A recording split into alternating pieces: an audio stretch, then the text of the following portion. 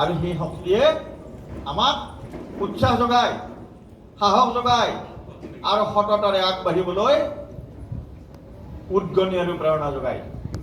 সেই স্বাৰ্থত আমি সংগঠিত হৈছোঁ আৰু আজিৰ তাৰিখত এই ব্যৱস্থাৱলীৰ মাজতে আমি এটা স্পষ্টভাৱে জানো 2012 চনত দিয়া ঠিকাভিত্তিক চাকৰিকেইটা 17 চনত কিয়, 15 চনত কিয় বা 16 চনত কিয় চৰকাৰে নিয়মীয়াকৰণ নকৰিলে?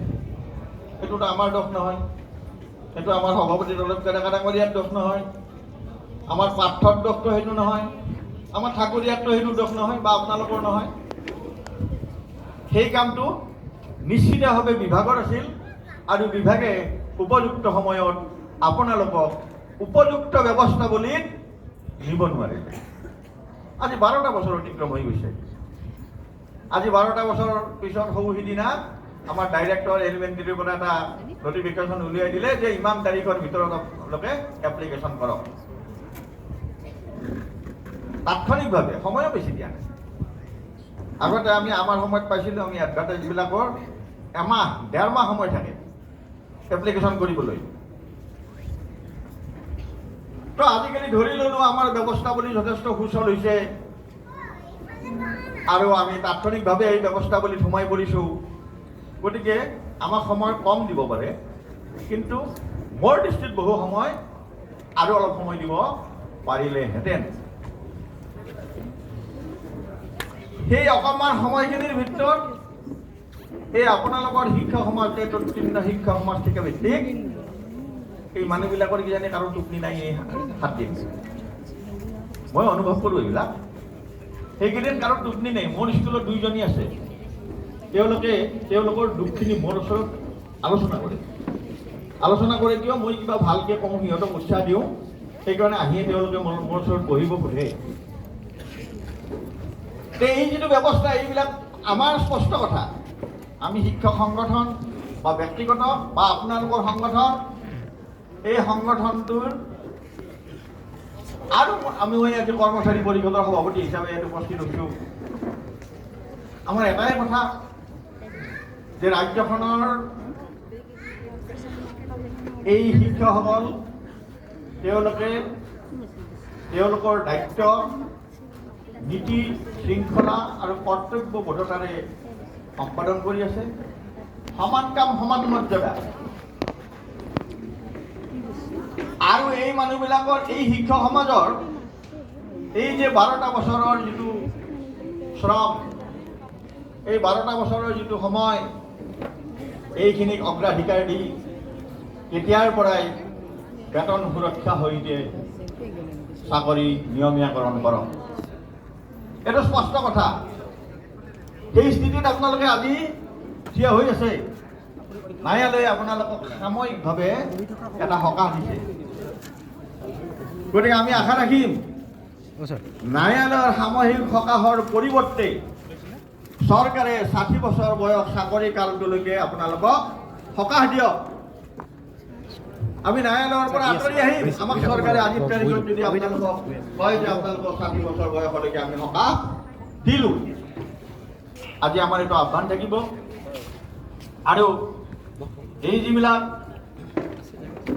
নিয়মীয়া একোজন কৰ্মচাৰীৰ যি বিষয়, আমি যিটো আজিৰ তাৰিখত যিটো চৰকাৰৰ পৰা সা সুবিধা ভোগ কৰি আছোঁ, এই সমগ্ৰ সুবিধা চৰকাৰে এই ঠিকাভিত্তিক শিক্ষকসকলক প্ৰদান কৰক। এটা কথা স্পষ্ট, আমি জানো আজিৰ তাৰিখত আপোনালোকৰ মেক্সিমাম আছে হয়তো 25,000 শিক্ষক আছে। এনেকুৱা এখন ৰাজ্য চৰকাৰৰ কাৰণে 25,000 শিক্ষকক এই ব্যৱস্থাৱলী আনিবলৈ কেৱল ইচ্ছাৰ, মনোবলৰ আৰু আদৰ, এইকেইটা বস্তুৰ প্ৰয়োজন। এই প্ৰয়োজনীয়তা উপলব্ধি কৰি এই ব্যৱস্থাৱলীলৈ আপোনালোকক লৈ যাব বুলি আমি আশা ৰাখিছোঁ। আৰু এই আশাৰ মাজেৰে আমি অগ্ৰসৰ হ'ম। আমাৰ বাস্তৱ কথা, স্পষ্ট কথা, আমি আমাৰ জীৱনৰ পৰা 12টা বছৰ কাহিনীয়া ব্যৱস্থা আমি কোনো কাৰণত গ্ৰহণ কৰিব নোৱাৰোঁ। কিহৰ অধিকাৰত থাকে? আমি সরকারের হকে কাম করা নাই নাকি? সরকারে দিয়া দায়িত্ব আমি পালন করা নাই নাকি? গতিকে এই দাবীত আপোনালোকে অটল থাকক। আমি যিমানবোৰ সহায় সহযোগিতা আগবঢ়াব লাগে এই সহায় সহযোগিতা আমাৰ সদায় থাকিব। মই স্পষ্টভাৱে এটা কথা কৈ থওঁ যে টেট উত্তীৰ্ণ শিক্ষক সমাজৰ লগত আমাৰ সম্পৰ্ক বৰ মধুৰ। আমি কাহানিও ভবা নাই। আমি বয়স হৈছে এতিয়া, মই বাৰে বাৰে কৈছোঁ যে আমাৰ আহি থকা এই যি চাম ওলাই আহি আছে এইসকলক আমি অইন কিবা কৰিব পাৰোঁ নোৱাৰোঁতো বেলেগ কথা, কিন্তু তেওঁলোকৰ সমস্যাত আমি সহানুভূতি, আমি তেওঁলোকৰ সংকটত অকণমান সংগ দিয়া এই কামখিনি কৰিবলৈ আমাৰ কি অসুবিধা আছে? আৰু তাৰ কাৰণে আমি দৌৰি আহোঁ সদায়। আপোনালোকৰ আন্দোলনবিলাকত আগতে গৈছোঁ, প্ৰত্যেকটো আন্দোলনত গৈছোঁ। কেতিয়াবা হঠাৎ কোনোবা দিনা নোৱাৰিব পাৰোঁ, তাত গৈ আপোনালোকক আমি সংগ দিছোঁ, আপোনালোকৰ দুখৰ সমবেতী হৈছোঁ। আজি নতুন সমিতি এখন হৈছে যোৱাকালি। মই সমূহীয়াভাৱে নতুন সমিতিলৈ আন্তৰিক অভিনন্দন জ্ঞাপন কৰিছোঁ। আৰু মই এখন মিটিঙত কৈছিলোঁ, নগত কৈছিলোঁ মই যে চেকাচৰকাকৈ আমাৰ আপোনালোকৰ আজিৰ তাৰিখত এই তিনিগৰাকী, আপোনালোক গোটেই কৰ্মী, এই তিনিগৰাকীয়ে আৰু বেছি আগভাগ লৈ আছে, বেছি দায়িত্ব পালন কৰি আছে। আমাৰ ৰলক্য ডেকা ডাঙৰীয়া, তেখেতৰ ঘৰ আৰু মোৰ গাঁৱৰ ঘৰ 0.5 কিলোমিটাৰ। আমাৰ ঠাকুৰীয়াৰ ঘৰো সেই 1 কিলোমিটাৰ। আৰু আমাৰ পাৰ্থ আছে, পাৰ্থৰ দেউতাক আমাৰ আছিল সদৌ অসম মধ্য ইংৰাজী শিক্ষক সংস্থাৰ সক্ৰিয় কৰ্মী। গতিকে মোৰ লগত এটা সাংঘাতিক ধৰণৰ সংযোগ হৈছে। আৰু এই সংযোগ যিটো হৈছে, এই সংযোগক মই শ্ৰদ্ধা জনাইছোঁ, আত্মিকতাৰে গ্ৰহণ কৰিছোঁ। এইখিনি কথা থাকিব। ইতিমধ্যে সামাজিক দায়বদ্ধতা, শৈক্ষিক ক্ষেত্ৰখনক আগুৱাই নিয়াৰ ব্যৱস্থা, এই ব্যৱস্থা বুলি কথা, গোটেই কথাখিনি ইতিমধ্যেই আমাৰ সাহিত্য একাডেমি বঁটাপ্ৰাপক ডাঙৰীয়া, আমাৰ অধ্যক্ষ মহোদয়, আমাৰ স্থানীয় বিধায়ক মহোদয় এইবিলাক কথা কৈছে। আৰু কৈছে মানে এটা একেবাৰে শুদ্ধ আৰু সত্য কথা। এই শিক্ষক সমাজ হ'ল এই ছাত্ৰ ছাত্ৰীৰ লগত জড়িত হৈ থকা সমাজে নহয়। এই গাঁৱৰ দুৰ্গা পূজাটো, লক্ষী পূজাটো, ৰাস্তা বন্ধা কামটো, কাৰোবাৰ ঘৰত মানুহ এজন ঢুকাল তাক দাহ কৰাটো, মানে গোটেই সমগ্ৰ সামাজিক যিটো ব্যৱস্থা, এই সামাজিক ব্যৱস্থাটোত 90% সময় দিয়া।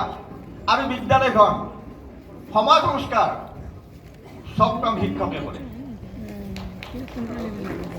কোনোবাই স্বীকাৰ নকৰিব পাৰে। আমাক সামাজিকভাৱে শিক্ষকসকলক বিগত বহু বছৰ জুৰি সামাজিকভাৱে বিভিন্ন ব্যৱস্থাই শিক্ষকসকলক সদায় ডিমৰেলাইজ কৰি আছে। আমাক সহজ লক্ষ্য হিচাপে লৈছে। জানে শিক্ষকসকলক গালি পাৰিলেও, বেয়াকে ক'লেও, চোৰ বুলি ক'লেও শিক্ষকসকল শিক্ষক। আৰু এই শিক্ষকতা গুণৰ কাৰণে তেওঁলোকে এই ৰাজপথত ইনকলাব জিন্দাবাদ দি এটা অপ্ৰীতিকৰ পৰিস্থিতিৰ সৃষ্টি নকৰে, সেই ব্যৱস্থা বুলি সেইটো বুজি পায়। আৰু সেইকাৰণে আমাক বেছি লক্ষ্য হিচাপে গ্ৰহণ কৰে। শ্ৰদ্ধাৰ প্ৰতিনিধি সমাজ, আমি এই কথাবোৰ থাকিব। আমাৰ নিয়মীয়াকৰণটো বিশেষ গুৰুত্বপূৰ্ণ বিষয়। নিয়মীয়াকৰণ হ'লে বেতন সুৰক্ষাৰ সহিতে কৈছোঁ মই, তেতিয়া আমি চৰকাৰী বিভাগৰ পৰা যিবোৰ সুবিধা আমি পাই আছোঁ, এই আটাইবোৰ সুবিধা আমি পাম।